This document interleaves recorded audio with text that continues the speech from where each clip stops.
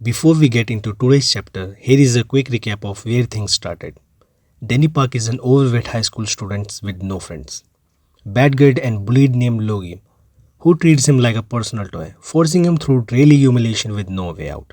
At home, his mother works herself to exhaustion just to keep them afloat. And when Danny finally begs out to change school to escape it all, she gently tells him they can't simply afford it.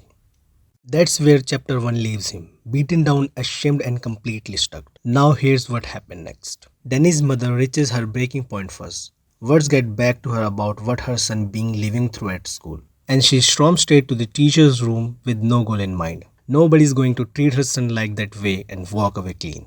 But when Danny spots her standing in that hallway, surrounded by students, facing against all the bullies, own mother is already loud and completely dominating the room. Something in him locks up completely. The bully turns on his own mother, screaming that she is humiliating in front of everyone. And Danny's mother standing there alone while the whole class watches. Logie cringes when Danny finally steps up to ask for forgiveness. And the entire moment lands like a mistake. Coward and painful in that way can't be undone. Danny's mother catches all of it. She drops her head. And then Danny opens his mouth to tell her to leave.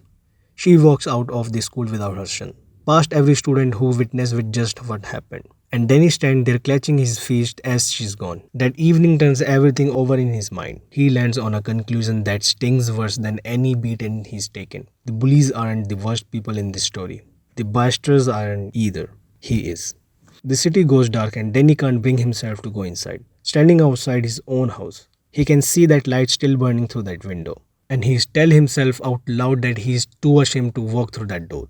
The mailbox has been ignored for so long it's buried under the flare. Weeks of avoiding everything have warmed down, and the glasses his mother scrapped money together to buy him are now sitting broken on his face. At some point, he finally sees the door open, moving carefully, trying to slip through without being noticed. His mother calls his name before he makes 2 steps. Scratching the back of his head, he asks if she's eaten yet, which is kind of question you ask when you don't know how to say anything real.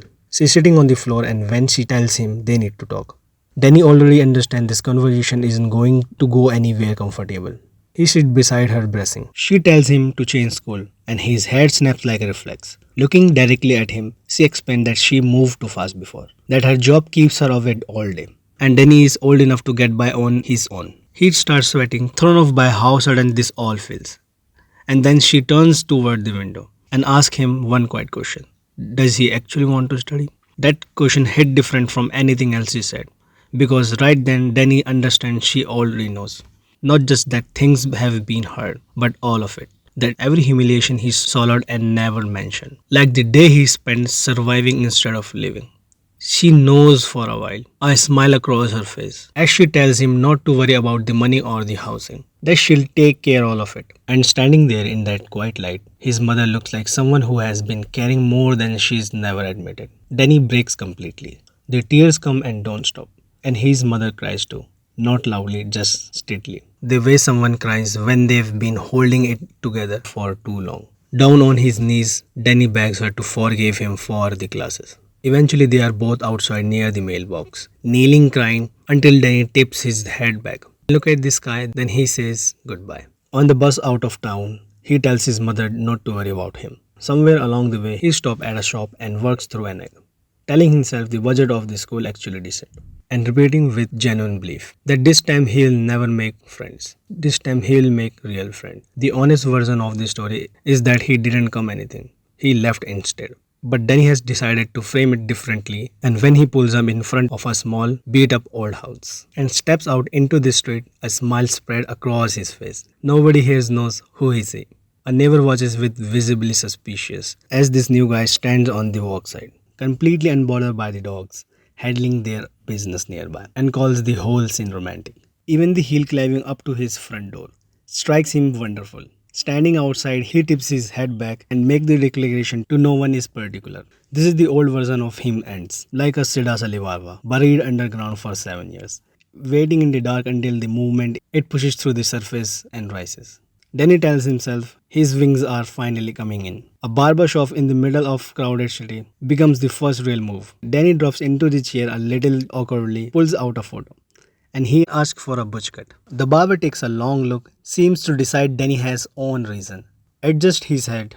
Afterwards, people on the street genuinely stares, and Danny slides his broken glasses off his face. Takes in a slightly blurry world full of people looking in his direction, and concludes that everyone must be talking about how good he looks. At a shop window, he sketches his own reflection and grins wide, deciding he looks more intense than before, maybe even a little dangerous. He starts squaring off against the glass, make a tough face, muttering threats under his breath at nobody. What he doesn't notice is the girl standing directly behind him. And when he turns around and finds a girl staring at him with her head tilted sideways, completely baffled by whatever she just witnessed, his face goes fully red.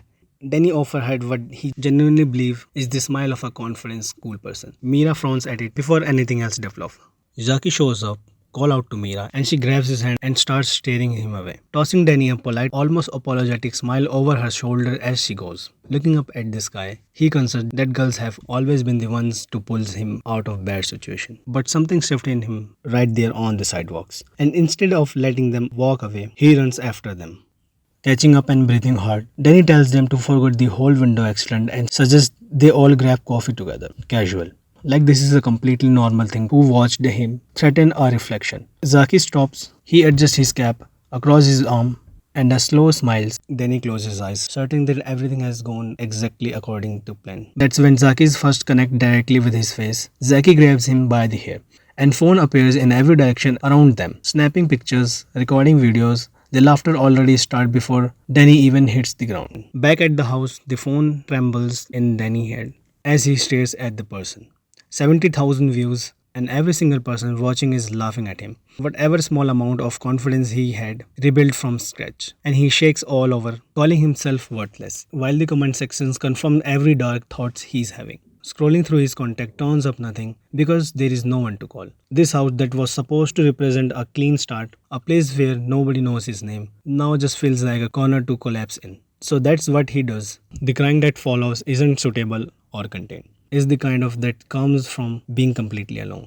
Like maybe if he just keep going long enough. It's completely drained out of him. At some point his body gives up as he falls asleep on the floor. Walking up into the middle of the night, Danny stumbles toward the bathroom, navigating by feeling because his glasses are somewhere he can't find them. And everything is soft and incident without them. He reaches this thing, stretches his hand out towards it, and stop. Different eyes are looking back at him from the mirror, leaning in closer. He registered that these eyes aren't puffy from crying, that the face surrounding them belongs to someone else, and that the body visible behind that face is nothing like his own. His mouth falls open, his brain refuses to process the input. Both legs buckle, dropping him on the floor, and when he pulls up himself back up and flips on the light, the mirror shows him a body that is tall, defined, and built like someone who has spent years training seriously. Then the sound of the other room pulls his attention sideways, and stepping through the doorway, he finds his original body asleep on the floor, standing there in a completely different body, packed with muscle, staring at his